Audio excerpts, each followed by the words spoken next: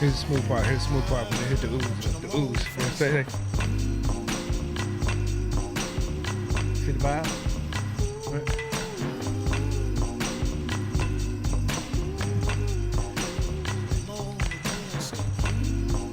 The whole thing right here when we was doing the video, it was supposed to be like some Alfred Hitchcock silhouette type of deal going on in the video, because you know it's like a bluesy type of juke joint type of, you know, sound that's going on there with that song, and then that's how it came up. But we just came up with the, you know, the simple pan video to hit that. But I love when that, because he did it all one take. One take, Jay. All that shit was one take. One take. Wow. Yeah, man. You heard the behind the scenes info on that song there, which is Hot Greens by the musical group LuckeyBoy. We have him in studio tonight. We're happy to have him. Hey. Introduce him. Los Brown. Mr.DeShon. I would say they're friends of the show, but who we kidding? They're family at this point. I've known these guys basically my whole entire life. Yeah. All of us, well, Chris just met them tonight. They're becoming fast friends, but me and Jerry have known Los and Mr.DeShon basically our entire lives. I met DeShon once at the comedy show. Oh, yeah, the comedy show. That's right. We went and seen all your garbage. Shout out to the Garbage Boys. So then I'm the newbie then. That's right. Yeah. Okay, I get you. Right. I get you. But it's nice to know you. Nice to be known. Nice. You know, it's all love. It's always been love, and it's going to remain that way. That is true. No doubt. Now, I've met, became friends with Carly B, basically kind of through DeShon for the most part, but we go back way further than that. I went to school with your sister. Yes. And she had a birthday. Stacy Brown. Shout out Stacy. Yeah, that's right. But she had I believe it was a 10th, either 9th or 10th birthday party. Oh. At the house, right? Okay. Same house, still same house. Oh, awesome. Yep. So she invited the whole class. When we get to the party, and breakdancing had kind of just become popular, right? Okay. Now, I don't know if you know this, but you were the breakdancing legend of Northtown back in those days. Not this Carlos. It was Carlos Ayala. He was the West End. Understood. No, I was part of. Wasn't the greatest breakdancer. I gotta stop. Well, hold on. Let's shout out Because I Mr. know. Yala real Shout quick. out LS one. Starting back then, I was in a breakdance crew called the Body Rock Crew. It was Frosty Freeze, my boy George, excuse me, George Harvin. All right, Mr. Tut, my boy Lenaris Lee Part. All right, Hype, who's my boy Rob Horton. Demo was in there, but he wasn't really breakdancing, and it was me, and it was my cousin T.Y., a.k.a. Nature, and we were the Body Rock Crew, and we battled against the West End Boys, and that was Lonnie Quarles, James Boone, oh, jeez, Chris, don't let me forget who they're popping breakdancers, but Carlos Ayala is the best breakdancer that ever came out of Norristown, Pennsylvania. So I had to stop right there. Okay. Giving him his props. That's all I can Respect, giving him his props. Yeah, but yeah. from a young buck perspective, being 10 years old, 9 years old, Carly B was the East End legend, and Los Ayala was the West End legend. So breakdancing is popular now, so all the kids think they can breakdancing. I had a cousin who was a little older than me. He was a senior in high school at the time, or whatever he was. But he kind of showed me how to do pop locking, right? Yeah. So everybody in class knew that. So I'm quiet. I was quiet and shy for the most part, even to this day, for being truthful, besides all the dirty language I say on stage. Okay. But everybody did their breakdance, and somebody said, and you said, can anybody else breakdance?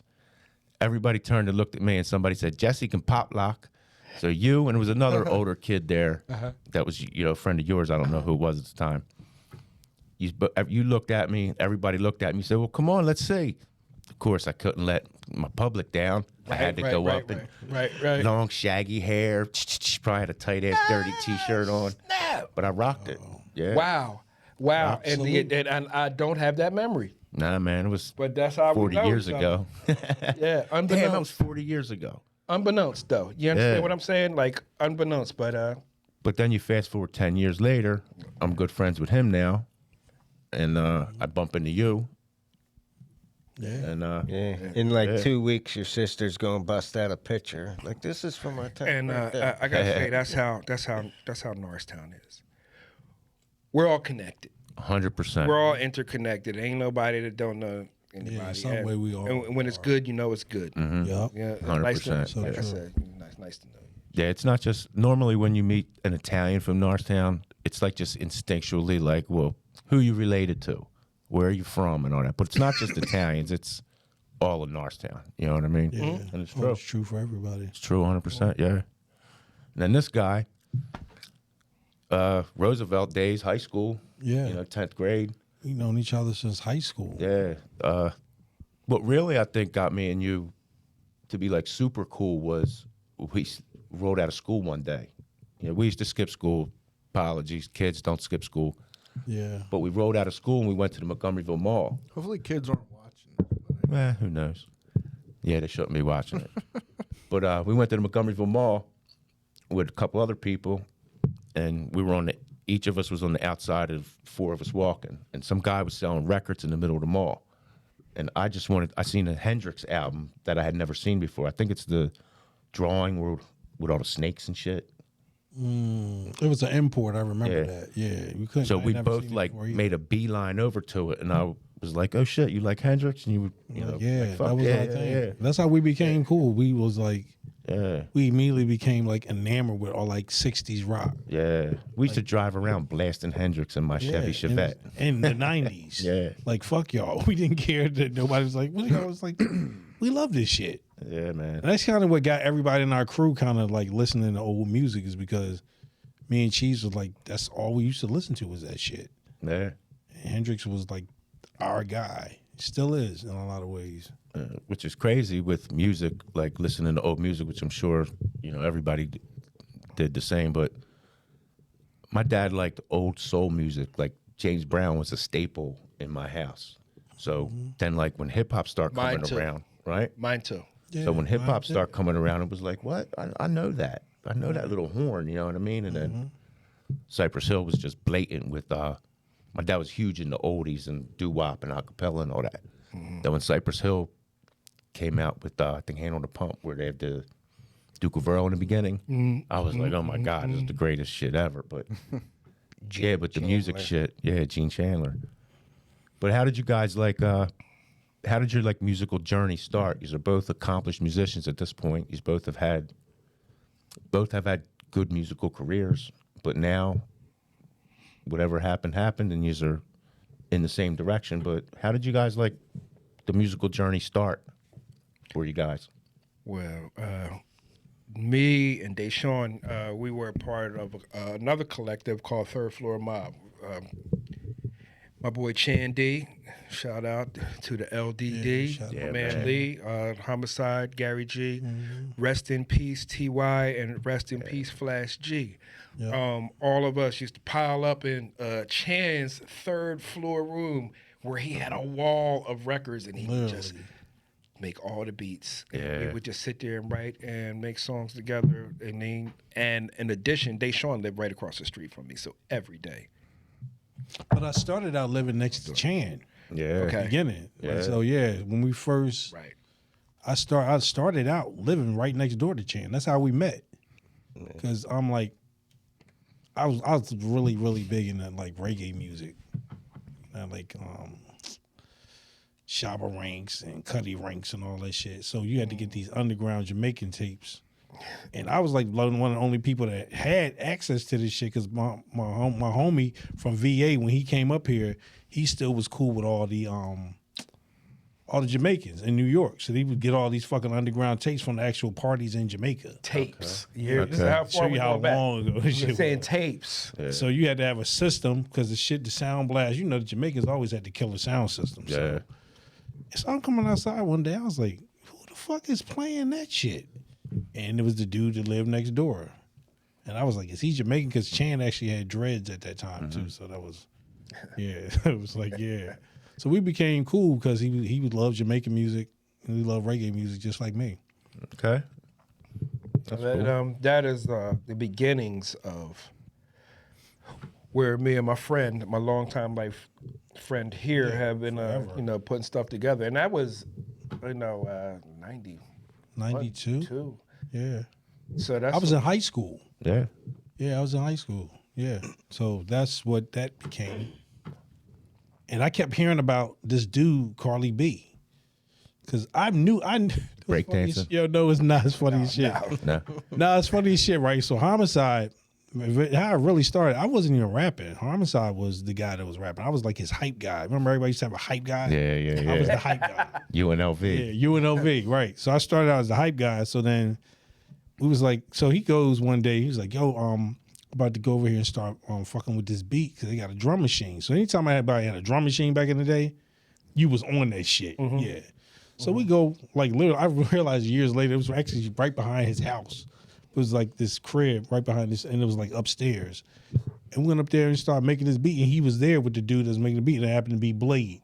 That was like the first time I met Blade. shout out to Yeah, my shout out to beat Blade. instructor, my friend, my brother, Blade. Yeah, so that's how it became, with that. So I was like, yeah, this dude, he's like the greatest rapper. He's this, he's that. I was like, I act like this motherfucking walk on water. Who is this motherfucker? That is some big. Dude, I am not bullshitting. You was like legendary before I ever fucking met you, dude. That's crazy. But I knew you, but I didn't know that's what your name was. Because they was calling you something else that day. I don't know what, but I don't know why they was calling you something else. Probably like Droopy Circles. Yeah, you probably one of your many, Many monikers. aliases. Many yeah. monikers, Carlos. One of the aliases. Carly B. Carly short for Carlito. You know what I mean? Named by my boy Dante Lewis. He was like when I was breakdancing. That's Okay. when the name came about. We was in the Puma sweatsuits with the suede Pumas. With the original fat ones. laces. Yeah, from the store down there on Main Street where you really get them Yeah. with the fat laces. Yeah. You know what I mean? So hip hop's always been a love. Even though we're doing this LuckeyBoy project, which has evolved into like a bluesy type. Like I said, we're the Hot Greens was like a juke jointy type of thing. So But it's the whole still a time- hip-hop thing, though. Understood, Yeah. but the whole time this guy's rapping, Yeah, I'm all like- the rap shit. I'm like, damn, he nice. Like, there's a couple times I had to rip my page up, toss that. I had a joint couple in the motherfuckers trash. with pages up, bro. Right. Yeah, because he's nice. Yeah. He's a storyteller. And the strength is in not just his voice, his storytelling ability. So, which comes along with this LuckeyBoy project we're doing, Futuristic Soul. Okay. All right, Yeah. Futuristic Soul, LuckeyBoy, right? The storytelling is amazing that he does because we're talking about things: love, triumph, pain, hurt, anguish, joy. All these things. This experiment we experiment with music, just like we experimented back then in the third floor, and then lost touch to get reacquainted now to make, which is like a magnus opus type of moment. Oh yeah. I like that term, magnus opus. I like that. Right. Yeah, this is basically the culmination of everything we ever did. Right. Yeah. So, and I always was a hardcore Steely Dan fan. So the reason why I love Steely Dan is because their music was all black music at one time. And if you knew all black music, you'd be like, oh shit, this is like jazz, it's rock and roll. Because all this black music. I'm like, a lot of people forget that. So when I listen to our music, I don't want you to be like, it's that. Right. You can't listen to our music and be like, it's that. Because Yeah, I don't think yeah, there's yeah. nothing in the world that sounds like us. Right. You understand what I'm saying? And I literally know that. There's nobody on planet Earth that sounds like us. Right. And we really always like those standalone type of people. Right. The Steely Dan's, the Hall & Oates, the Earth, Wind and Fires. They all stand on their own. The Princes, they stand on their own. Bob Marley. You know what I mean? Those Yeah, major artists. And it's like, all right, yeah, you're calling it this, but guess what? It's its own thing, and everybody enjoys it. So my whole idea for about 20, 15 years, right, of procrastination was to make this group called the Robot Clones, because I believe everybody's a goddamn robot. We've all been programmed to be something, and we're clones of our parents. You know what I mean? We're all programmed, and whatever's in your program. Some people are programmed to be killers. Some people are programmed to be lovers. Some people are programmed to be teachers. Some people are programmed to be arrogant. Some people are programmed to. You don't get programmed to be a narcissist. Some people are programmed to be hilarious. Some people are programmed to be hilarious. Me. But so through that robot clone theory, it was like to take and siphon the DNA of some kind of music and then form it and mesh it into something else to insert into the program, to insert into the matrix. Mm-hmm. You know what I mean? And that's what we're like kind of actively doing now with the stuff that we doing, just to bring it around full circle from meeting in '92 to losing touch to coming back together. Like during COVID. Yeah, COVID is when it all started. During COVID, my boy and my brother, Rock Bottom, I would go over to his house all the time. Like, Shout out, beats. Rock. Yeah. Yeah. And through going over there, he had this MPC Live when the shit was jumping. You know what I mean? And I would go over there and make beats. And my other boy, Respect, the Truck North, rapped over the beats. Now, first it was just this one beat I had made with my boy Matrix. It was like Aretha Franklin died, and I made this beat on his MPC. I'm notorious for coming into your house with nothing on, no beatbox or nothing, and coming down, sitting on your piano, making a beat, and letting it just live there and die. Or making a song, or jumping on your turntables. You know what I mean? Did it with Jamilio, Steve Ferguson, who was ever out there. And, I would go over Rocco's house and make the beats, and then Truck ended up rapping over it. The first one was called Electric Sheep. It was off of a Meters beat. And, after him rapping on that Aretha Franklin beat and then rapping on that, I was like, oh. Because I've been helping with the beats and helping with making the music and, lending my energy to that. And now it's just like, oh, man, he's rapping over. Man, he got me all juiced up, man. We gonna do this, right? And then I went and took my stimulus check and bought an MPC. Bought that MPC and I made like 400 beats and I started leaking out. The beats that weren't getting used, but Truck North on my Instagram, you know what I mean? Put a little firehead on my stuff, you know what I mean? And I had this program to make the pictures move. And DeShon kept hitting the like button. Yeah, definitely did. Then, what's you up to, man? Da-da-da-da. Slid up in my crib. Slid up in No, the hold DMs. on. Yeah. You jumped over a major piece. Okay. All right. So first of all, before he says that, the reconnection part is very true because I had stopped doing everything because I had a record that didn't do anything, and I was like, I don't want to do it anymore. I'm not feeling it anymore. So I stepped back. Right. So it was during COVID, and it really, it was really like touching during COVID because everybody was like, yo, why don't y'all do something like, everybody was doing at home concerts. Like Third Floor, and Muff was like, yo, we love that shit. I'm like, for real? They're like, yeah, do that shit. And I'm like, wow, y'all still love that shit. And for me, that was really touching that our fans, really still ride with us like that. And it made me think, like, you know what? People still love me. I could try to come back again. Maybe. But I was like, I don't want to be the same person again. I was hurt when you said no. Yeah, he was. He was pissed off. Oh, yeah. He really seriously was. He's still mad right now. Yo, I know. Don't start. Why would you do that? Poke the bear. Jerry I Joe already Pesci? talked to him Think about Jerry it Joe and Pesci? Chan. Yo, man, I know he was was like, hurt homicidal, deeply, dude. I know deeply hurt, right? But like I said, at that time, I wasn't in that space because I had lost so many people during COVID, for real. Like the death thing was fucking me up. So my distraction thing was, I said, let me start writing. Let me start that again. So I started writing these songs. And I was like, well, but these are pretty fucking good. Who can I fuck with? Go see Bass D in Pottstown. Okay. That's my man. That's my brother. Shout out Bass to D, Bass man. always. brother. Hell yeah, love you. Third Floor original over there. You know what I mean? So Universal yeah. Soldier. So I go to Bass D. We made this crazy ass beat on this MP, right? I was like, yo, I'll see you next week. He's like, I bet. I call him like Thursday. I'm coming back Friday. Yo, what's up?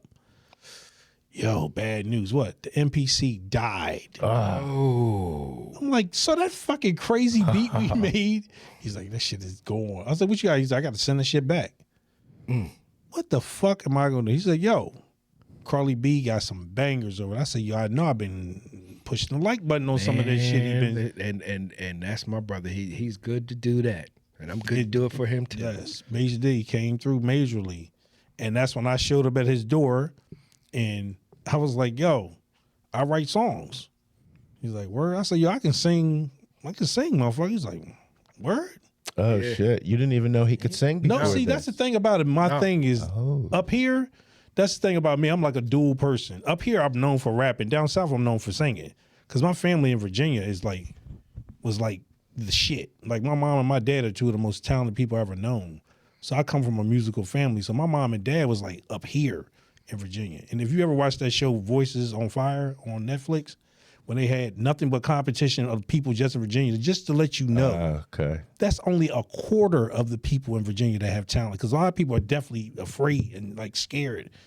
Virginia is one of the most talented places you will ever see in your life, dude. It's not by mistake that there's so many talented people coming out of that Right. place. So they know me down south for singing. Down south, I'm known for that only. Up here, I'm known for rapping. So it's the first time I ever got to bring both of them together Okay. in this project.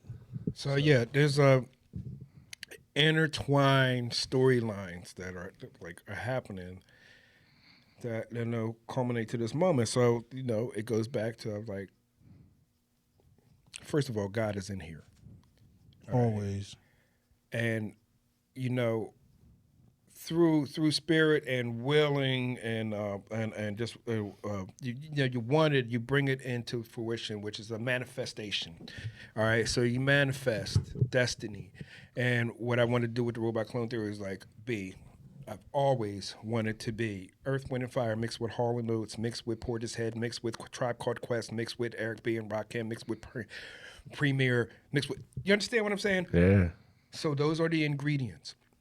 I always call this what we're doing, the ingredients. We're chefing it. Yeah, from the beginning. Piece of this, kept piece of saying that. The Everything has an element ingredients. of some kind of classic hip hop record. Like you don't even know that Stetsasonic is all up in our record, especially Okay. the number one freaking dopest beat from Stetsasonic, which is Go Stetsa, right? Which is the first hip hop band that I know about, Yeah. right?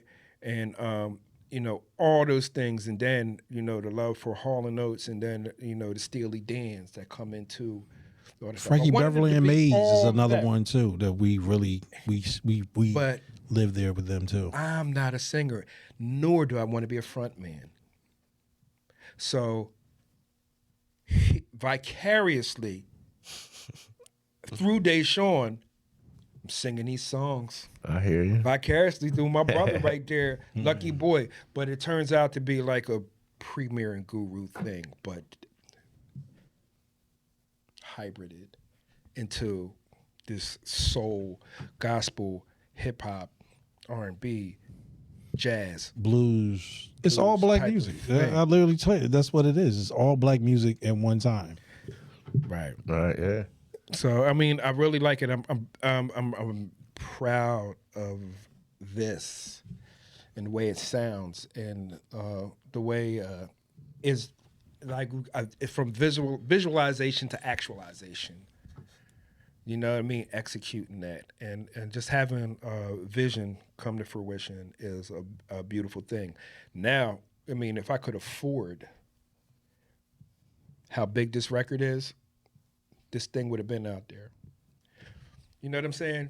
If you could afford really what your ideas are, you know what I mean? Then, you know what I mean, you would conquer the world. But, we live in Norristown, which is outside of Philadelphia, which I compare to Compton from LA. So Norristown to Philadelphia is what Compton is to LA in my mind, right? And everybody in Philadelphia is talented. The man at the grocery store, the guy driving the cab, the guy selling the paper, the guy selling the lottery tickets, the girl that's cleaning the closets out. Wonderful singers, wonderful rappers, incredible guitar players, bass players, whatever. Yeah. There's like 2,000 Jill Scotts in Philadelphia, literally. You understand what I'm saying? And Jill Scott is that business. No you know what I'm saying? There are 2,000 Beanie Siegels, and Beanie Siegels is that business. I was saying that there are 2,000 Jill Scotts in the city of Philadelphia. There are a bunch, everybody's talented. So what we're doing here is not reinventing the wheel. We're just placing our spoke in that wheel. You know what I mean? And I'm proud of the project. It comes from every friend, every relationship that we've ever had, and it starts and it evolves from hip hop and sampling, which is an art within itself. Right. Yeah. You know what I mean? Yeah. It's an art discovering that, and you know, LuckeyBoy is bottom line futuristic soul, and that's why we call it. But full circle to meeting DeShon and getting with him, and him coming to my house that day, and he was like, "Yo, I can sing," and him making me. This is what people do in my life. They say something, and I'm making it happen. All right. It's like I wanted to do a video because I used to shoot music videos or whatever. Like, yeah, I got you. You know what? We can do it. We can do it. We can do it. We do it. And I sit and I think how we gonna get it done. So I called up my boy Kelly Armstead, Boris Knockemoff, aka Elvis Nestle. You know what I'm saying? And he afforded us the opportunity to record the songs because I knew we had to record them while the iron was hot. We had to record them then. Right.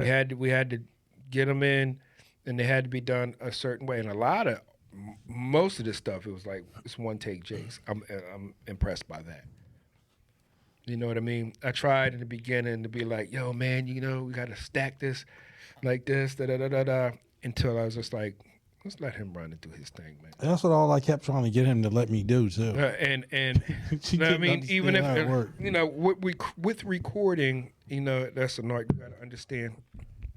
You got to understand that everything ain't perfect. What we do is we go back and we start pulling out things and start switching over. Boom, boom, boom. So that's where I come in. But you know, all the stuff he's doing, pitch perfect, on time. You know what I mean, and I always have the vision like, all right, this isn't just going to be the sample. I got to call in, you know, my guys. Right. That I always mess with, which is from a band I used to be in called Burn Down All Stars, and a band I used to be in called Death by Bong.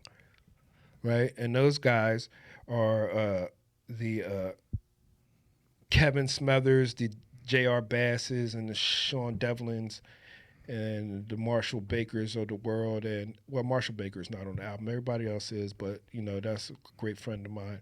The Dave Quickses, Rico Joseph, and Tom Copson Jr., and rest in peace, Tom Walling. Yeah, definitely.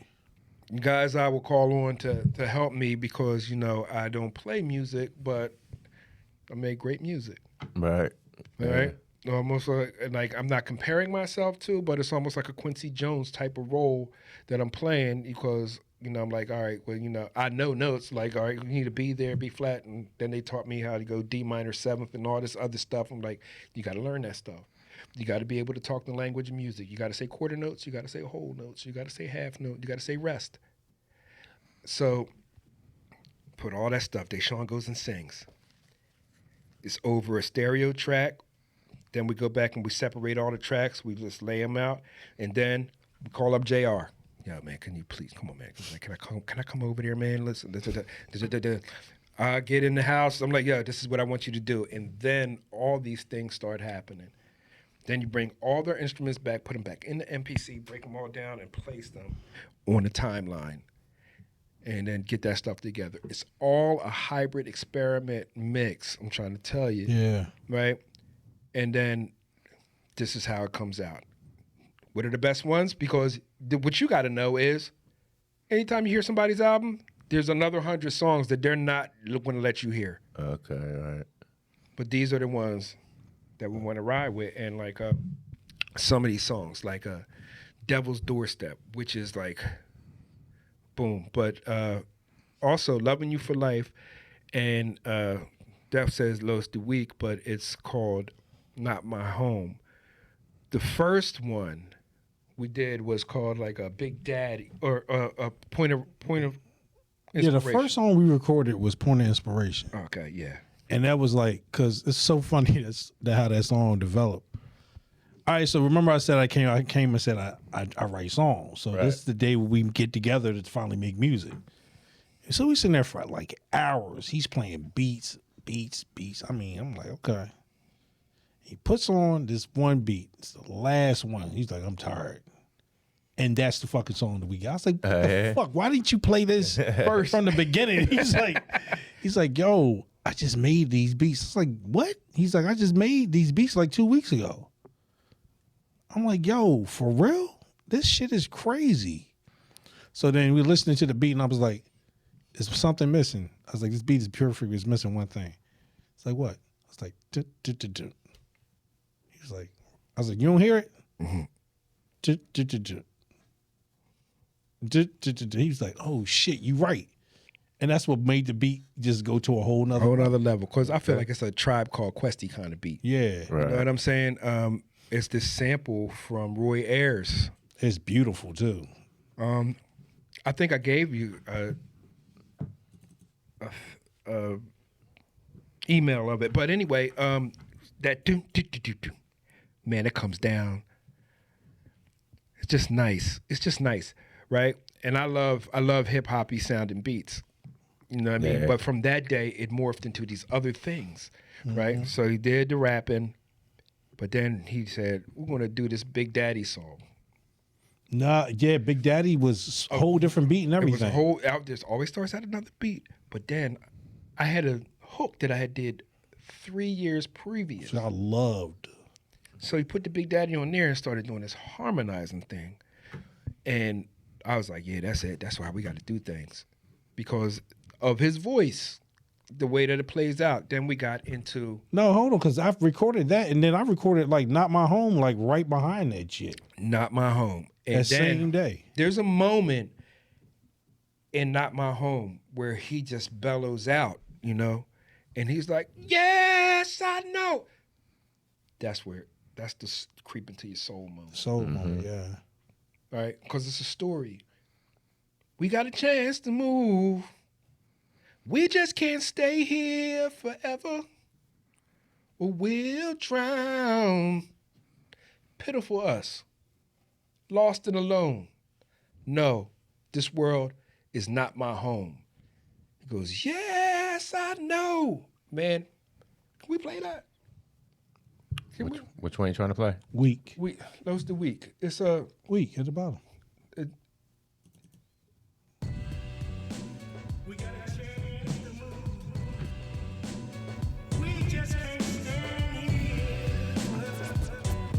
Mike Scott, Cuts.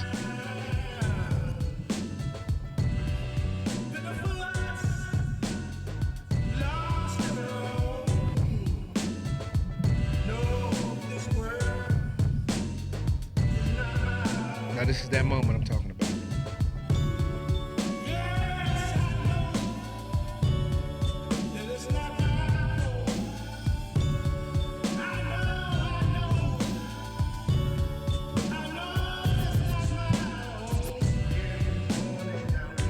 So, hold on a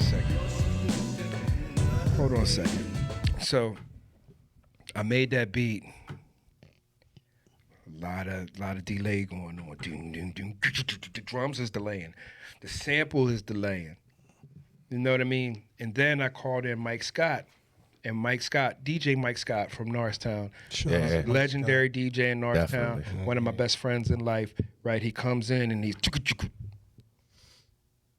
But you never know. He's cutting through the whole record. I've just pulled out pieces of that and I placed it right in there. This sounds perfect. Right.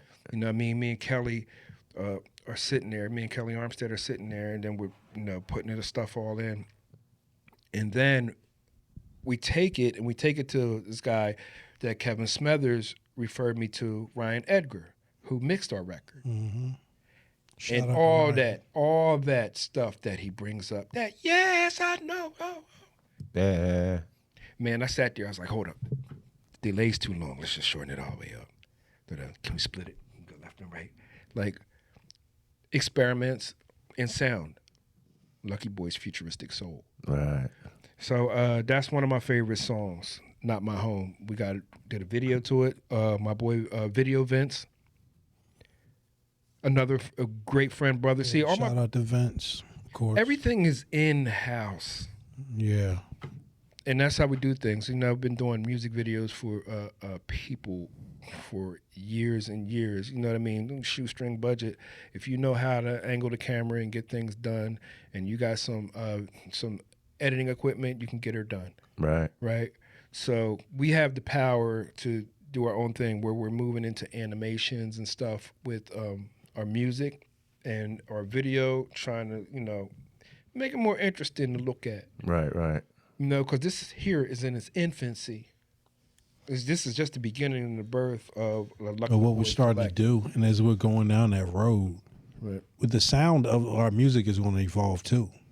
So all of it's tied together. The image and the sound. And I got a whole video crew, which is my boy Video Vince and my brother Chris Brown. My brother Chris Brown, my boy Shout Video out to Vince. Chris. Right? So the things are at our disposal. You know what I mean? The tutelage of the beats and the rhythm come from my boy Tyrell Wilkerson, a.k.a. Blade. It's all evolved off of that. You know what I mean? And inspired and blessed by my boy Rock Bottom, who inspired me to just, go ahead and keep making like beats and beats and beats. So it all comes from a place and is headed to a place. So I just hope people, and I don't care if everybody don't enjoy it, because the aim is not to go on the radio. This is stuff for like the metaverse and Archer and TV and TBS and TNT, play it at the game. But it's not like looking to play the stuff on the radio all day. There's different avenues. This is stuff for Grand Theft Auto. Right. Like this is movie. It's movie stuff. shit. Movie It's stuff. like, so, all right, so that was the whole point of like saying that, oh, I'm not going to say I'm a rapper, because I'm really not a rapper. I'm a singer-songwriter. So I don't even write my songs the same way you would a rap song. I'm not even in that plane. Right. I come from the generation where people actually could still write songs. Well, why LuckeyBoy? Where'd you come up with? Because that's the hardest thing to come So up with a the name. way the music is coming out, I was like, yo, this is poker music. At the same time, it's gospel-y and God's in there, right? So there's a duality in man going on, but it's poker music. I want Phil Ivey playing this while he's playing poker, Daniel Negreanu playing this while he's playing poker, Phil Locke listening to our stuff while they're playing poker. I want this played at the WSOP when they're interviewing the guy when he got knocked out of the tournament, right? At the same time, I am a heavy, heavy poker player, and I'm lucky. This whole thing, LuckeyBoy, is about the sound of our music, and we are lucky. At Very the same much time, so. it takes on different mantras because I got a thing about being alive. It's a good brand name too, like brand, Yeah, like it's a good brand. 'cause, like not a brand, but like everybody's got a brand, like LuckeyBoy. That's a good. Yeah.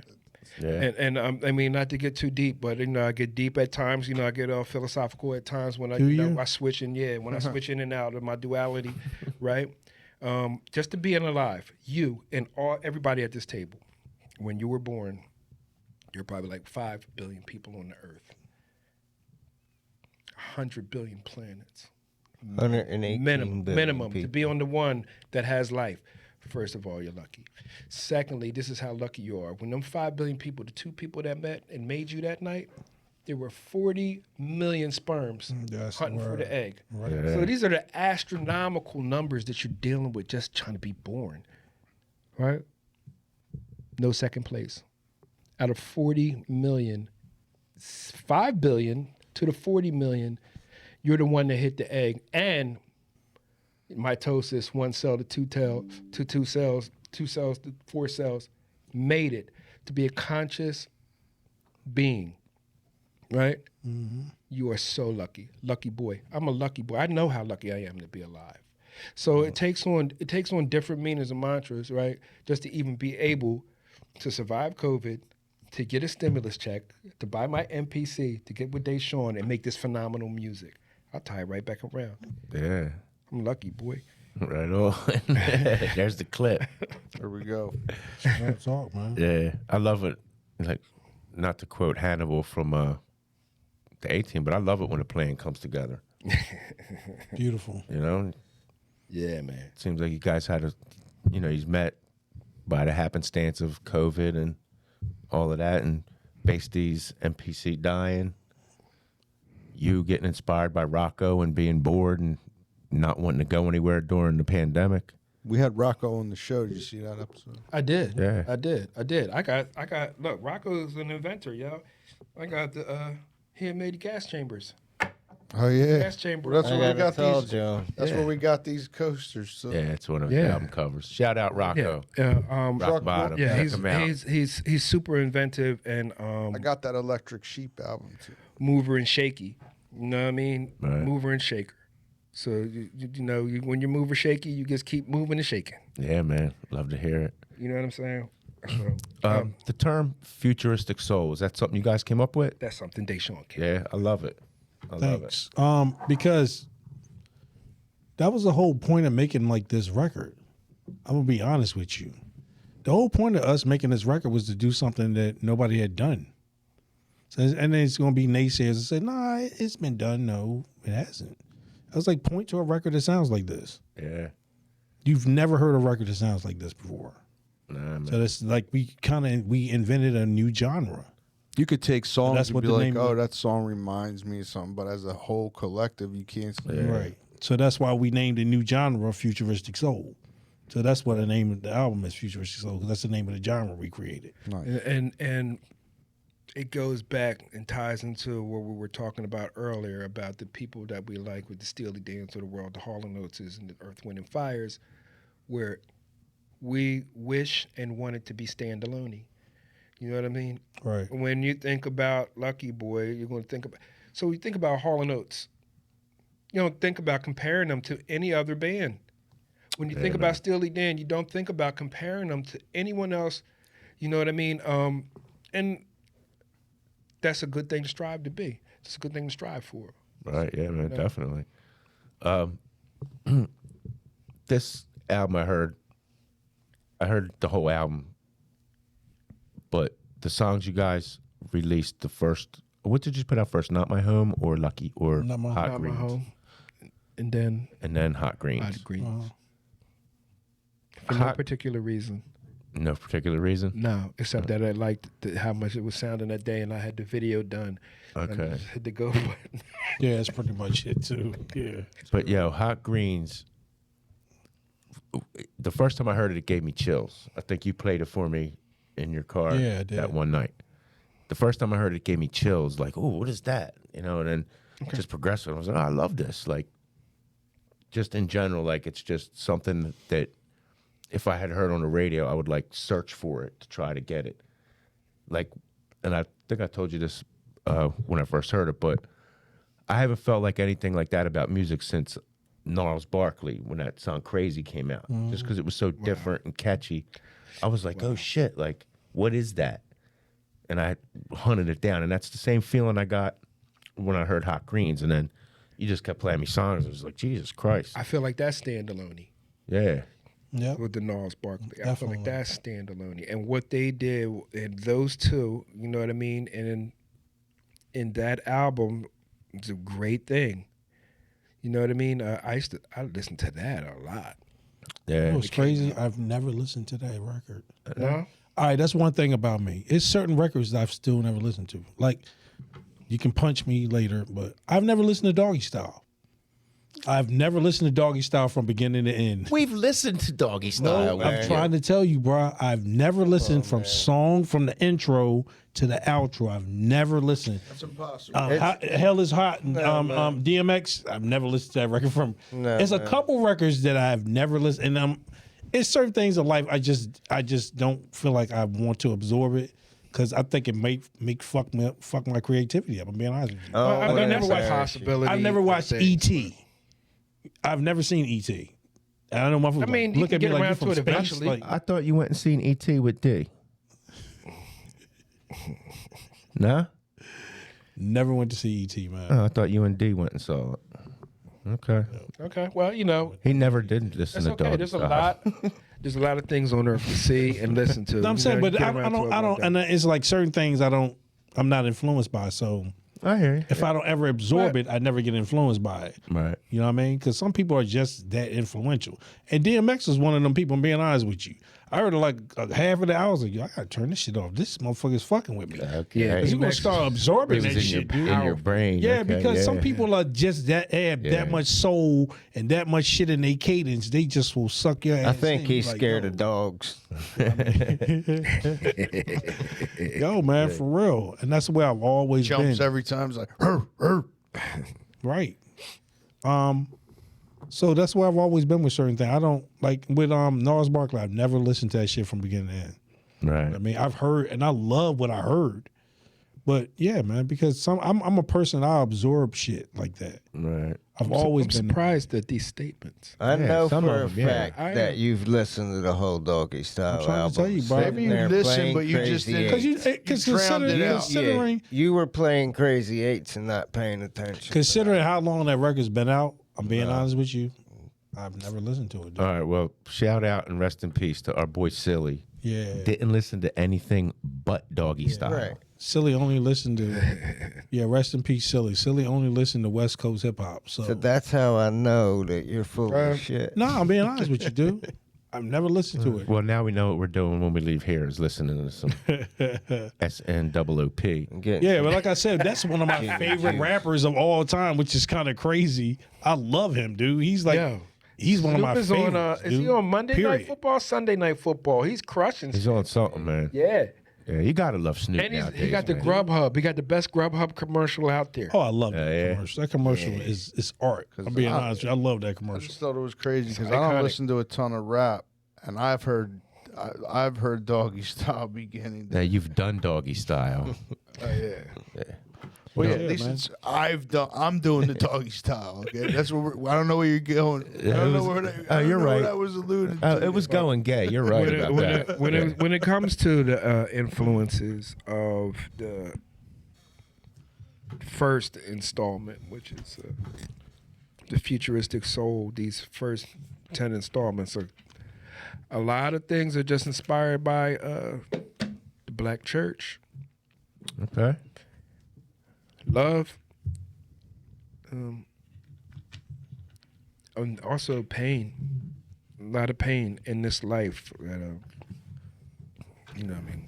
Yeah. We going through, and even there's like something that's kind of like social justice-y when we go to throwing rocks, which started out as a beat that I made with Rocco. It was called Hey, but then, you know, I had Kevin Smathers come in and play some keyboard on it, and it just took this whole other direction. Throwing Rocks is probably one of my favorite songs off of this thing that we did, that we came up with. And matter of fact, all of them are my favorite things. But So you got, Throwing Rocks and so many nights. Yeah. Also, man, damn. Also, Oh no. Win Baby. Win Baby, yeah. Win Baby. Yeah, Win Baby. That was one of the first Shit. ones. Yeah. Hold on, all right, so are these the original versions? Because I see the names. I love that. These are the Ryan Edgar mixes. Okay, I'm just making because if you got see that one at the bottom?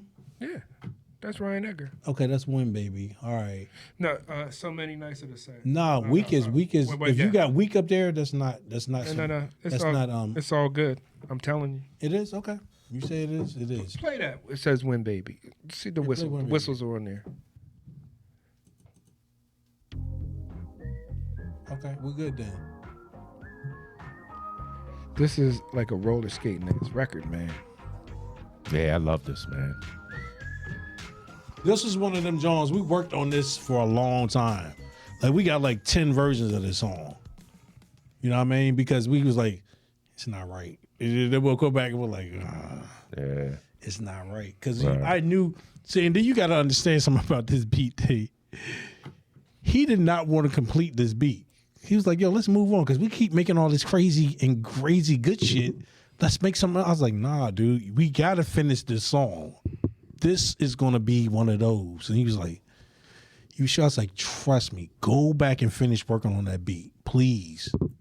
And he did. He sent me a version that was close to the one we got right now. And that's pump it up. That's J.R. Bass playing the bass. Yeah, JR played on he played all the instruments on Loving You for Life and this song right here. So fine.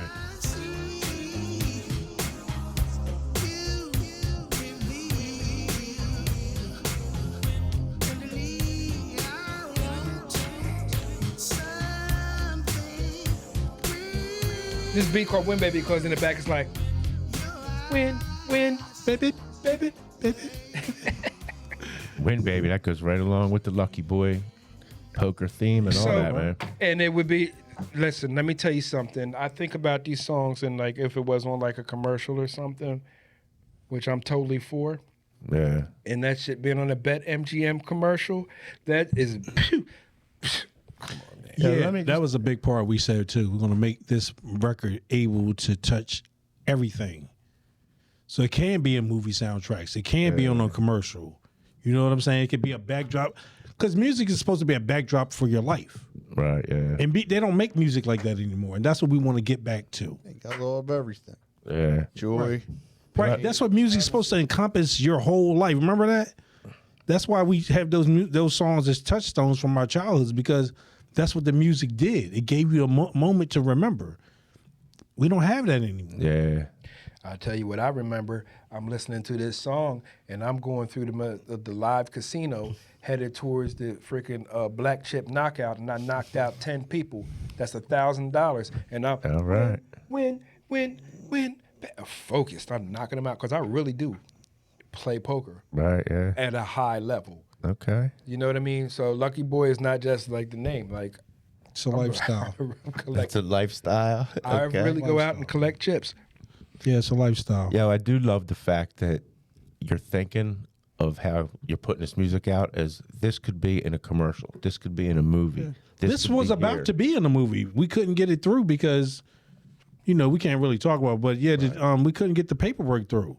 Yeah, but I it was love- there. This is about to be in a movie. I love that big thinking of that. Like, I'm not just making music to go do some shows. I'm not trying to get a record deal just so I can, be a musician and fly around and do shows and all that. You're thinking long term. Like, I know, of course, I would think you guys want to do shows, and if somebody tried to give you a bunch of money to just be yourselves, I don't know how that would work, but the long term shit of this could be in a movie, and I could be getting paid for 30 years off of this, in perpetuity, And off of a James Bond movie. perpetuity. You know what I mean? That's the magical word. That's the magical word to stay away from.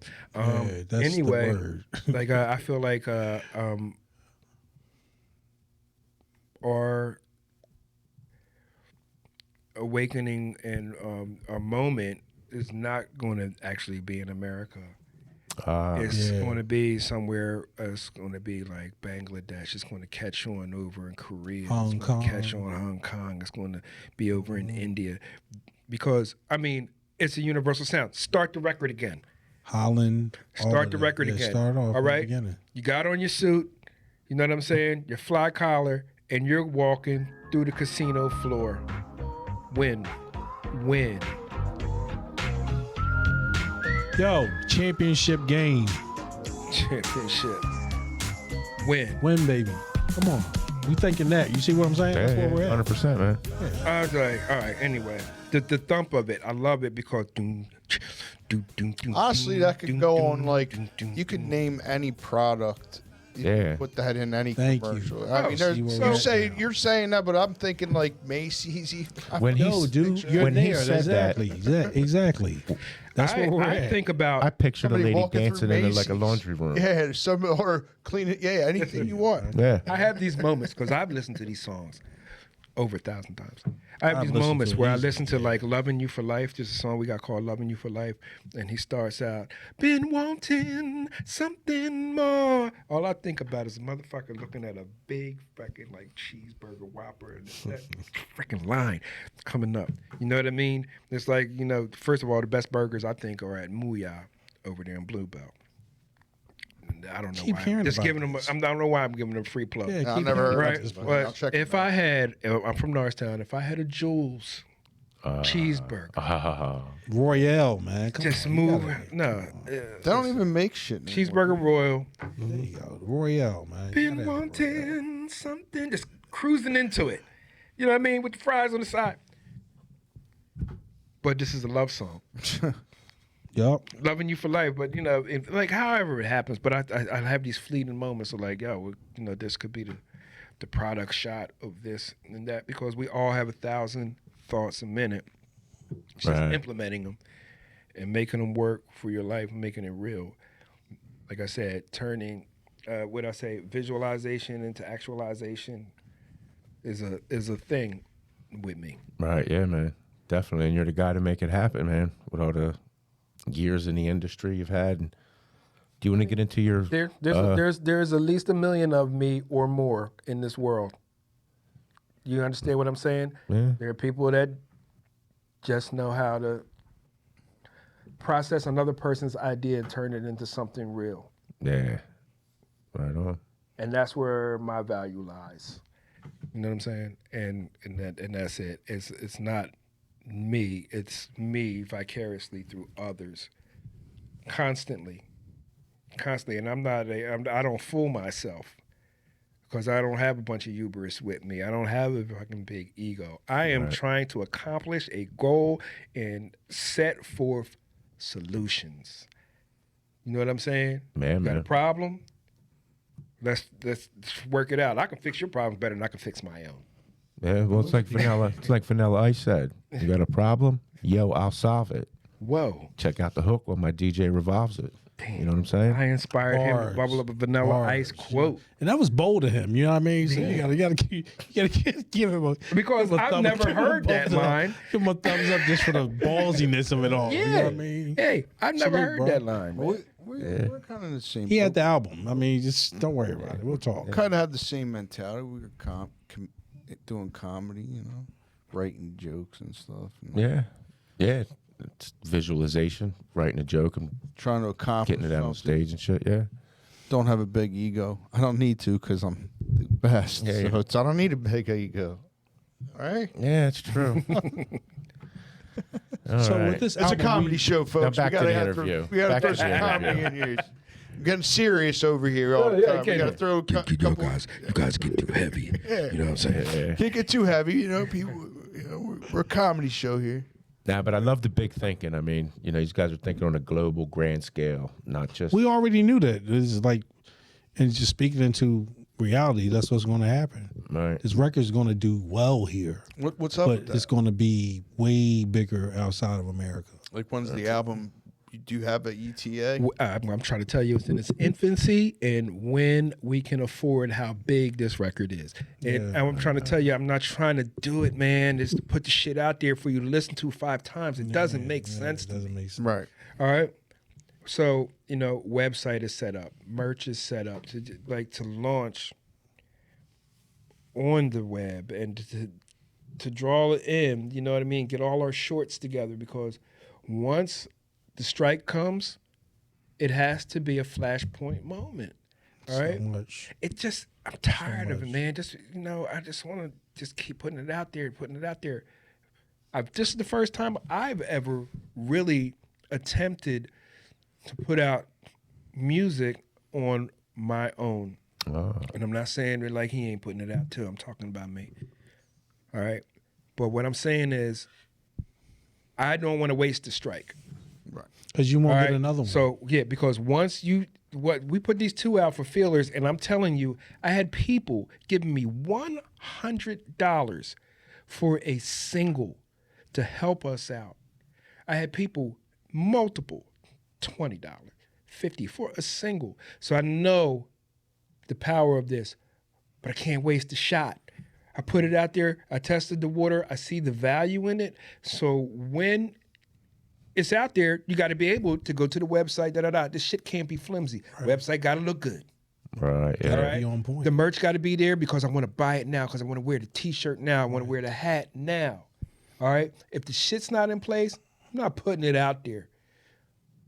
Just going to prime it. We're going to the Crumb shop. I'll take a Okay? Lucky We're Boy just gonna t-shirt. prime it. We're gonna prime it. Yeah. Like But trying to tell you, it's all in the works. That's when we launched. What he's saying is that we literally got to have every gun loaded, ready to go. When we push that play button, it's no taking it back. We can't push stop like, oh, we didn't get this right. No, we have to make sure we get it right. And I'm telling you, it's in the works in a major way because like we are our own controllers. Yeah, I love You know it. what I mean? I am a skilled video editor, as well as an okay beat maker. I am a very I influence, right? But not on a Dick Ridey type of fucking deal, right?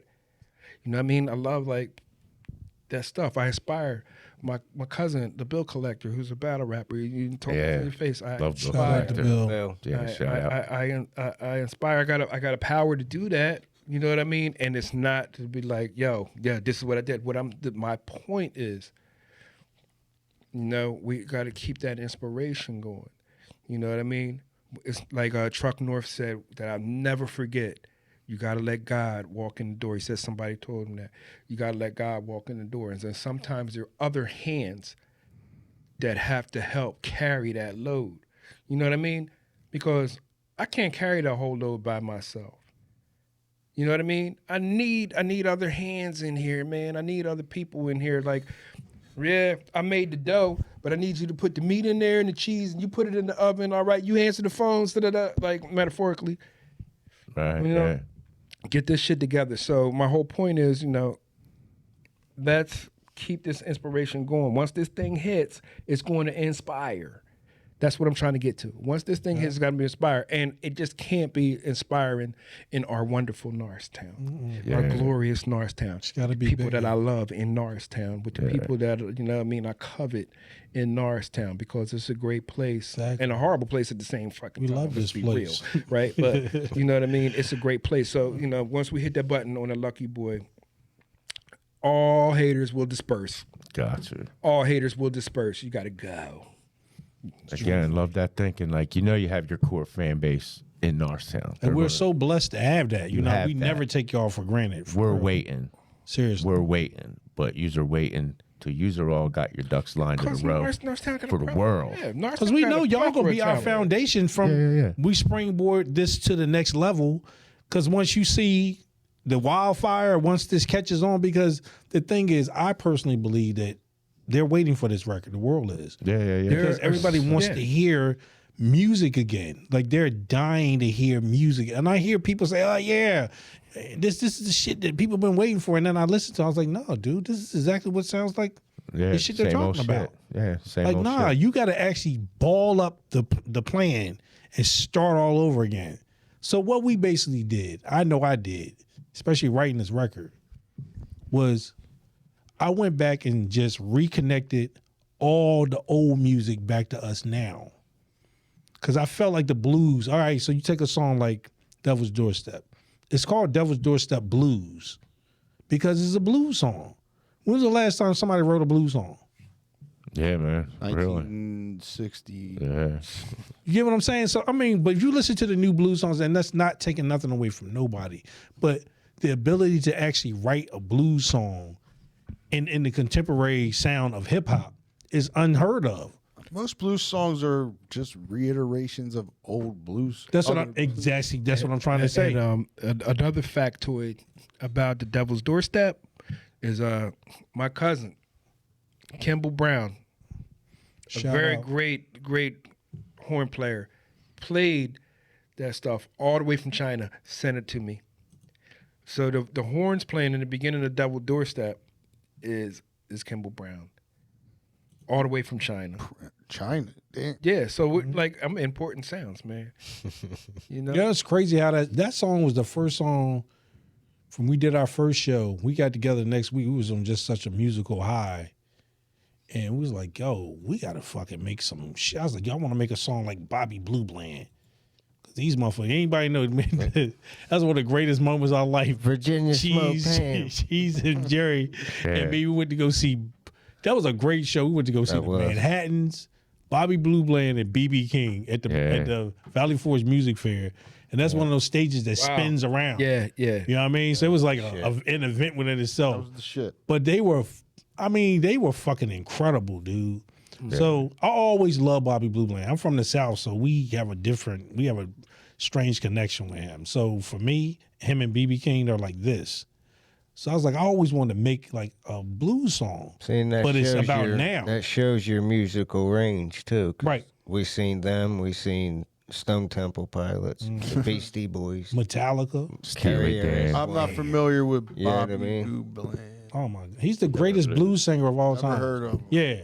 Started St. James I'll check Infirmary him and out. work your I'll way check him around. out. Started St. James Infirmary and work your way around. Bobby Blue Bland. Yeah, he's the Bobby greatest blues Blue. singer. I'll have to check him out. He was also functionally illiterate, one of the greatest people, the kindest, generous man ever lived. One of them. So yeah, we said let's go further down the rabbit hole when we started making this record. Like it was never like no. We'll throw it at the wall. If it stick, it stick. If it don't, we were like, I don't like that. Right. But everything was all about me and him, what we liked. Because we've always had that kind of relationship where when we were right when the third floor shit. It was always we was trying to impress each other. Okay. You get what I'm saying? Yeah. So that's why he said shit will get balled up. He made me ball some shit up sometimes. Like, yeah. He made me ball up some shit. I can remember a couple times he made me ball some shit. I was like, you know what? Okay. So we've always been in this competitive thing, but in a good way. Right. Like we bring the best out of each other. You know what I'm saying? Yeah. So like I'm sorry, what you about to say? I was gonna say it's crazy because from back in the third floor days, me and him always had a thing. We always wanted you guys to have a group together. Wow, that's crazy. Yeah. For Did real? you see how the group turned out? Yeah, back then. Yeah, right? Wow, that's crazy. Yeah. So y'all always wanted us to have a group. We thought out of the third floor, like everybody had their. I don't know if everybody knows. They touched on it earlier. Chandy had the third floor mob, which was him and LDD. LDD, the selector, and then there was the Chiba unit, which was you, Gary G, TY, and Flash G. Nation. and Flash G, and then there was Tyron Gordon, rest in peace. rest in peace. Rest in peace. And then there was UNLV, which was Me Mr. and DeShon and Homicide. Yeah. So we listened to all of those groups, and there was the mixtape that Chan put out. And we just, always were like, I like Carly B style. I like DeShon style. They should do a group together. And we thought Gary G would have been a good third That's mic. funny because he was kind of nibbling around the edges. Yeah, That's funny. yeah, because honest to goodness, it was me and you up in there a lot at the same time, like always sweating our asses off, by the way. sweat because it was hot. Because you Third couldn't turn floor. the AC on because it's going to put a buzz in the tape because this is all tape shit. Right, yeah. Remember that shit? We were up there melting in this month. So that's why we were so good because you didn't want to stay in that fucking booth for hours because you would fucking die from heat exhaustion. Get out of there, yeah. Yeah, that's why we were so good. We had to be that good so we could hurry up and do that shit so we fucking wouldn't die in there trying to record. What a, Right. what a I've been lucky boy busting you his are. balls for Your wish 30 came years. true. That's true, yeah. And before third floor, I gotta say that I was a flow MC, and that was me, Ali Al, and DJ Mike Scott. I gotta get that in there. Okay. Flow MC. Me and Ali Al did the talent show at Norristown High, right? And our matching Adidas sweatsuits and Adidas shorts, and Tory Waters snuck up on stage and danced behind us. There's got to be a video somewhere, and I need to find it. Right. Right. But my brother, Ali Al, and my brother, Mike Scott. So that was before that. What year was that? Shit. That was 1986, 87. In high school? Yeah, man, way back then. Hell. That was Raising Yeah. Hell that year, and that's the year Eric B. for president. See, the reason you're looking at me that way is because you think I'm younger than I Yeah, I am. do think how you just fucked And me I, all up. I get this. I was Listen, like, look, man, look. Wait a second. Can I say this to everybody? My Please. jeans are amazing. There you go. I got amazing jeans, and I look way younger than I am. Black don't I crack. appreciate Beautiful. black don't crack. All right, there's a lot. man. There's a lot of us out there, but I'm just speaking for me. Right. I got amazing jeans. How old are you? We just on. That's not what we're You talking never about. ask. Because never I'm ask gonna a tell you why. gentleman his age. And I'm gonna tell you why I'm not going to answer that question. Because LuckeyBoy is launching, and it's always going to be a mystery. Oh, all right. There's going to be an element of mystery in what Nice. we're doing. I ain't giving you everything. You know what I'm saying? I'm not giving you my personal No, relationship. you just met. Jesus. I know. It's sizing me up. It's a Norristown. He thinks it's a It's a first date. Norristown thing, bro. But see, I've been around. I ain't new. I tell you that. I just ain't new. No, yeah. You gotta calm yourself, bro. Acting up. You acting up. Sip the nos. Chill out. Well, it's already gone. All right, so you're That gonna fucked me up. Yeah, is there it's an 86. What? getting all your ducks in a row for the almost a slow burn till you're ready to drop all the songs at one time. And then it's gonna be like gasoline. Then it's gonna be like gasoline. Slow burn until it's gasoline. We'll be the first to Remember help you up. Road Runner and Wile E. Coyote? There would be that rock up there. And he would light the wick, and the wick would... Hit that Acme rocket. Yeah. So it's got the wick's got to light, and then go all the way up there, and boom. That long ass one. Yeah, I love the analogy. I love it. Yeah, I do that a lot. I do that a lot in life. Can we listen to some Devil's Doorstep? Because I want to say something about this beat. Them drums. First of all, this beat sound. You know why we call it Devil's Doorstep? Like, I love it. You know why? Because I think it came up in one of the numbers that we was putting together. It came up as like 665 or something like that. It was like, oh shit. Like, that's like the devil. What the hell? He was like, what's the Devil's Doorstep? I was like, the Devil's Doorstep. Yeah, I hate the And that's devil. where it became the I hate- Devil's Doorstep. Or Yeah. is it- And then all praises due. I hate the devil, man. I do not deal with You and any me kind both. of. I don't even deal with the number 18 because it's 3 6s. I don't do the 360. I don't do that at all. Is most of this live drums and all? Like, No, Nah. NPC. No, all NPC. okay, I was just curious. Like, Yeah. I know you say you mix it up. Sometimes you got live drummers, sometimes you use Live instruments. live. Yeah. Live instruments. Yeah. But all this the wasn't drums. one of those. I This haven't is yet. one of them shocking. I one of haven't those yet been shock able to songs. corner Marshall Baker in the room and No, he's coming with this next record. He's definitely gonna be on that one. Yeah, I haven't been we might, able even to, we might even get Roy to play on some of them too. I haven't been able to Bro. corner him. Oh, Devil's Doorstep. oh wow! I got the video. You got the video for Devil's This Doorstep? ain't, this video is not even complete.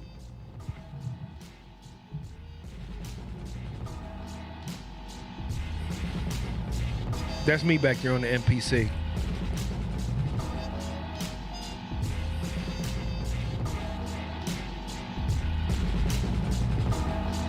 That drum, man.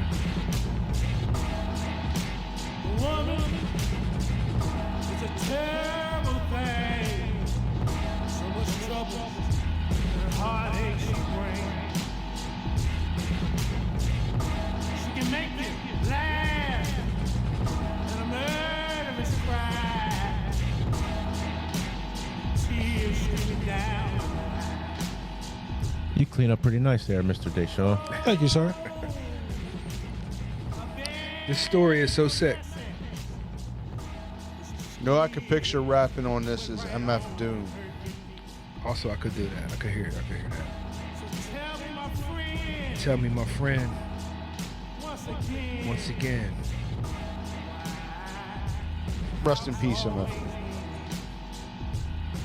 It's another gambling reference. The house The always horn wins. from China. That's the China horn. Oh, wow, nice. That sounds like a sample you would grab off something. We wanted it to sound that way. I was crazy in the mind and running out of time. I accepted and I went on. And there's video of Yeah. this and my brother Chris Brown on the cameras here down in Burn Down Studio. So like I said, you know, they get afforded people in your life that, you know, can help you out. And my man Dave McHale, who's now a lawyer, but the lead singer in the Burn Down All-Stars let me come down and videotape in the studio because I wanted the studio feel. You can see the pianos back there, Right, and yeah. the stuff. But we wanted it to be dark and ominous. Yeah, it's a cool video, man, because right along with the song, all that, well, yeah. Yeah. That's your forte. You went to school for video editing, right? Went to college for that? I did, and I got. I don't want to tell that part. I don't want to tell that part. That's I never finished because some things arose. Right. So anyway, Art Institute of Philadelphia, went down there. I used to be in a group called UWTA, Underworld Team America. Shout out to my boy Sterling, Silver Sterling, DJ Diz, Dirty Sound Set, C Just, right? My man Justin, you know what I'm saying? And rest in peace, Marlon Hewitt. My man Sleep, and my man Patrick, and my man Ray, and my man Karan. All, you know, I was from Norristown, and I went to the Art Institute of Philadelphia. And all these people were from New York, Jersey, Chicago, da-da-da-da. And we just connected, and we, you know what I mean, we would just get together. And we started doing those freaking Dragon Ball Z, rapping over, putting our vocals behind the Dragon Ball Z cartoons. Then, you know what I'm saying? So these ideas where I'm talking to, leading up to, we've always been doing them, but you know, it's just haven't presented. Now it's time. Yeah, there it goes. But yeah, I went to the school for video production, and which led to a little short stint in doing music videos for like underground rappers in Philly, and I feel like the best rapper in the entire world, who is R.J. Payne. If you don't know, you better look him up. That's my brother, yo. Like doing videos for him and Reed Dollars and the Joey Jihads when they were doing the beef battles and all them DVDs. It was the Headshot DVDs. And, you know, shout out to my boy Top Class, who, Mr. Clark, Valner Clark, who were the Top Class guys I felt were like what Cash Money was. You know, that big. They could have been as big as Cash Money because all of them were gifted. And like I say about the city, all the rappers are phenomenal. Right. But you know what I mean? Like, if you don't know, you got to look them names up. The Reed Dollars of the world, the R.J. Paynes of the world, the Kabooms of the world, and the Touch Monies of the world. You know, the Brick of Raws of the world, the Marley Franks of the world, the M.I.s of the world, the Eddie Morrises of the world. Those guys are good, man. Yep. Damn good. Right. I feel like some of the best that were in that city, but everybody don't break through. You know what I mean? Right. That's coming from that Meek Mill's era where they were doing those DVDs. You know, It's tough. It's tough anyway in the industry. You know, you can't. Not everybody can break through because ever since the internet, it's too hard. Everybody's rapping. I wish we had the internet when Third Floor was out. Oh yeah, we would Yeah. have been bigger than popcorn if we had the internet. Yeah, man. I remember having. But you got 9-year-olds blowing up on TikTok rapping. So it's like hard to like get people to like, you know, it's saturated. So this album here, I feel covers so much, like they can't pigeonhole you and say, oh well, this is that album, Yeah. that album. I saw a 7-year-old Glad you on said TikTok make a beat that shut me down. No shit. You know what I mean? Like it's hard now. Yeah. It's hard. Yeah. So I understand you not just wanting to be like, oh, here's the shit. No, you want it to be like perfect because, like you said, you got one shot to get it out there for everybody to hear. See, but our audience is literally, we don't have an audience. Our audience is literally everybody. Because if you listen to our music, it's not like say we're just making this for this person or for this kind of person, for that kind of person. Our music literally touches all kind of geographics all around the world. Yeah. Demographics that we never even thought about when we made this record. Now you listen back to it like, wow, people all over the world can actually, you know, identify with this record. Yeah. Because it's everybody loves black music. That's one I've noticed that all over the world it's loved. Yeah. You know, Well, and yeah. what in different forms, whatever way it comes to you, it comes to you. But this music is undeniable. I think we should listen to a few tracks for 10 seconds because I don't think just talking about it is going to be enough. I feel like you should play some of that Throwing Rocks to understand, and also some So Many Nights, right? Play So Many Nights first. Let's try that one first.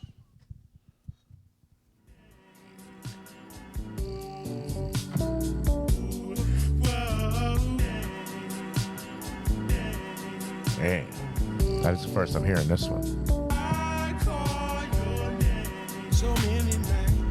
Shed so many tears, oh, so many years, oh, so many years. Scared, alone, in the midnight hour, nobody there. Then one day, you keep my angel, my forever. Don't you cry no more, no, no, no, no, no, no, no. Son, baby, crying. All right. Giving them too much. Yeah, no, I don't want to give the whole hook away. Right, all right. Steal that, Joe. But anyway, you can't because we've already been to the Library of Congress. Right, we good. You're But official. that vibe, you feel me? Yo, man. It ain't all just the blues. Nah, man, right? it's not. It ain't all just the blues, right? So say something like throwing rocks, right?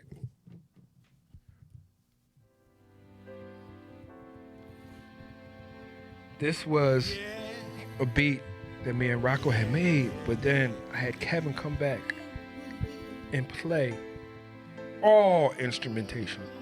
Yeah, play the entire thing. He played it after the fact. Yeah, after He the played fact. it after the fact to him.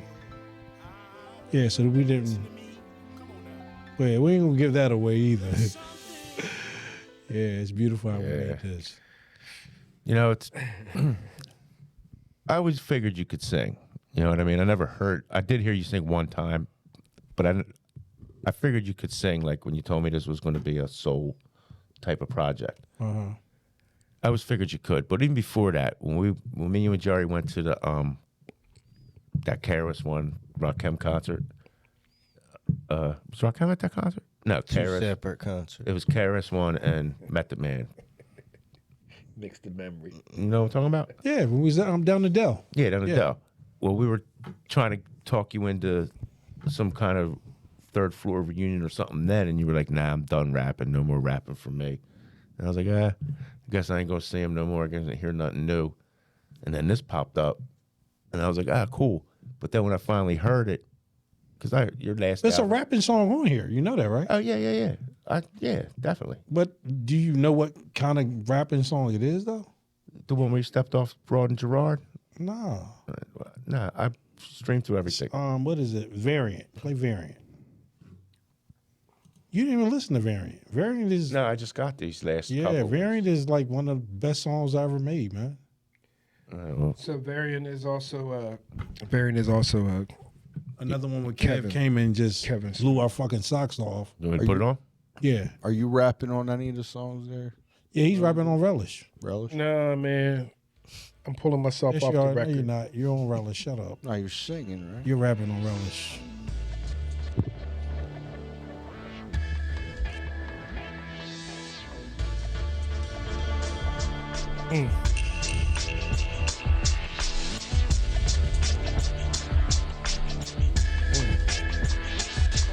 Blanketed by the sun with Caribbean sky. The rocket is #1 frivolous tribe.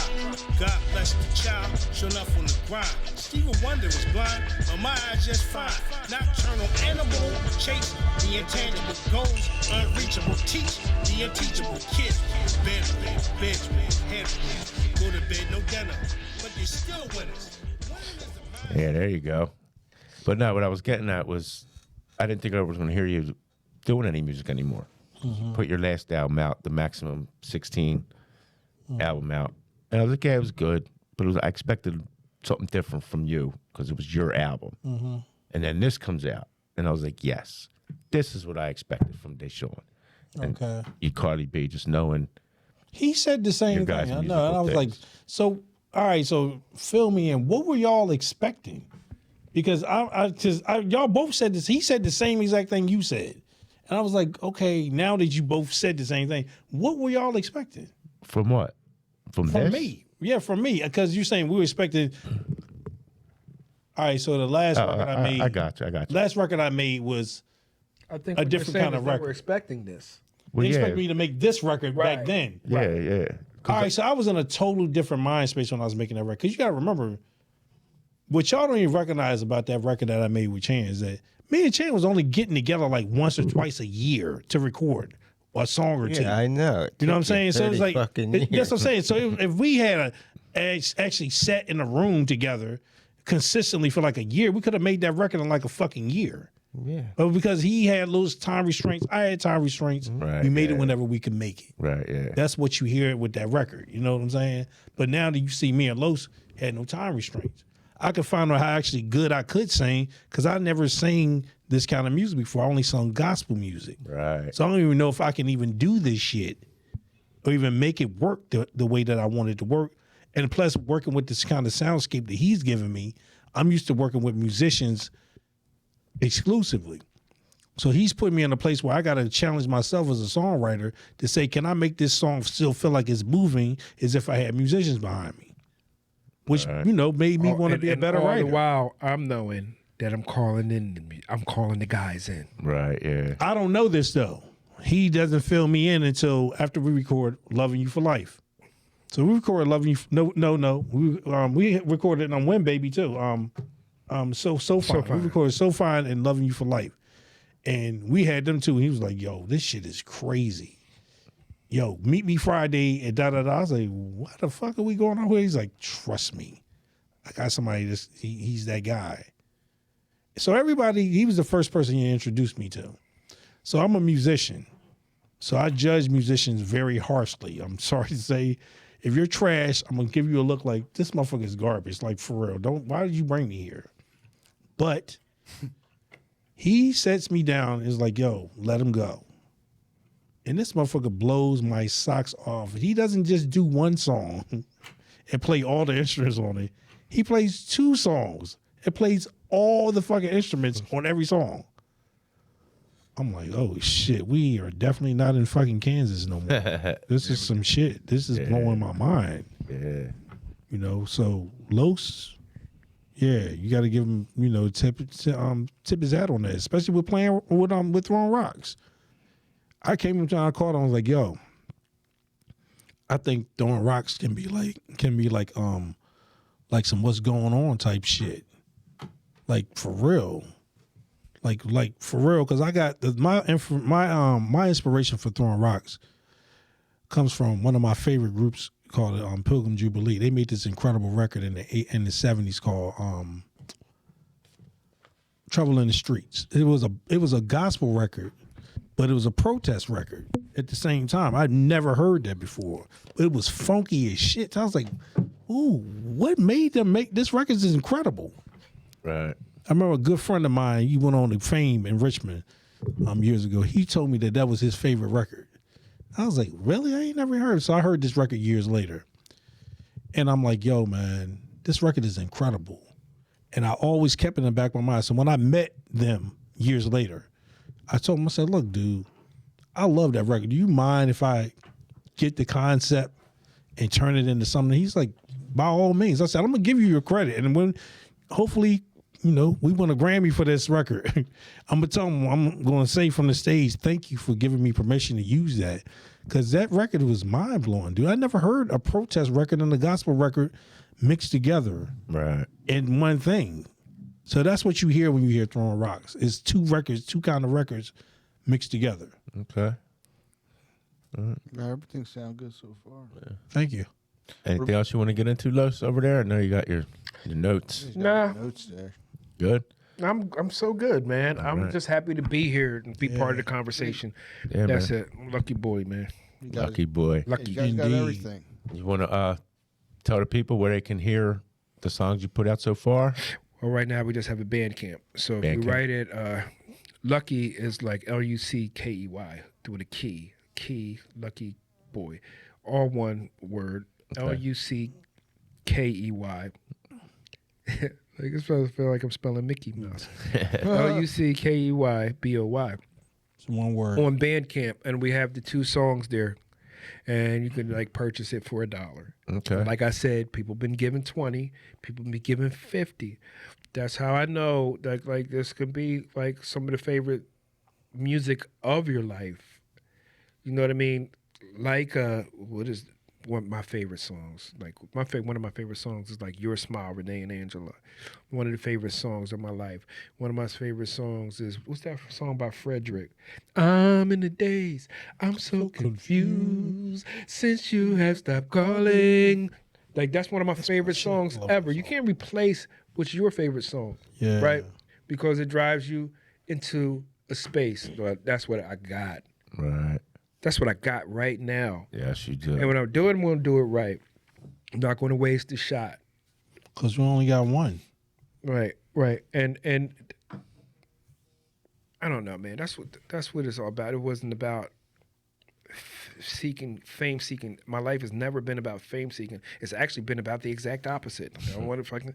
I would rather just be rich and nobody know who I am. I hear you. You understand what I'm saying? It's not fame seeking, but we've got your favorite song, and it's that deep. It's that deep. I have it in my pocket right now. I'm gonna pull it out and just, let it do what it do. But like I said, it's on Bandcamp.com. I'll have the link Lucky up Boy. on the screen Lucky Boy. somewhere. And then you get it there. How about any social media yet? I mean, we got Lucky Boy LLC with the Instagram and We're stuff getting like everything, that. everything that we're basically getting we're boiling the pot now. We just turned the stove on. Right. Okay. So we're starting to boil the pot. So it's going to pick up more and more. Like we're getting everything set up with the website, so everything can be set up with that. I just spoke to my best friend. He's got a set up to do gigs in Denver and different places and stuff like that. So we're going to get out of this area. And plus, when the record drops, we got products so we can actually say, here, we're coming. Right. Yeah. And from what he's telling me, there's one place that he's going to put me through. If we have enough fans here, they can generate enough fans there where he's at. Off of what we got. I said, how does that work? He said, because you already got a fan base. Right. Yeah. Like, damn, I never know that. That's how that works now. Yeah. So it's just a TikTok and it's just an Instagram. All right. LuckeyBoy. All right. Lucky Boy LLC. All right. Because when we got into this, we believed that we should just be LLC. We should just have our ducks in a row. So Lucky Boy LLC, then you'll see the videos on there and, be able to, do whatever they do in this world today with the shit that we have on there. Nice. Yeah. Okay. Yeah. So the folks can check you out on Bandcamp. We'll have the link up. Lucky Boy LLC on Instagram and your social media. And Sounds like I guess that's it. Thanks for coming by, man. folks. Appreciate you. And Thanks for we'll having let us. Hot Greens play us out Nice. after I turn it up. Thanks. Thanks for watching, folks.